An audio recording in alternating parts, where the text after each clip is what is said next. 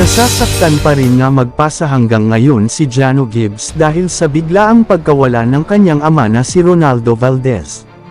May mga chika namang kumakalat na kinetel di umano ng veteranong aktor ang kanyang buhay na isa nga din nga sa pinaghihinalaan ng iilang mga netizens.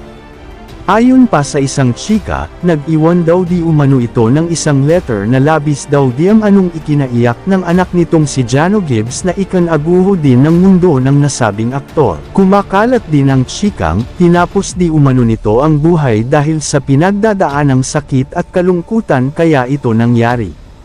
Labis naman talagang nasasaktan ngayon ang puso ni Jano sa nangyari at ipinagdadasal na lang nito na malalampasan din ito ang mga pagsubok na pinagdadaanan ngayon ng kanilang pamilya.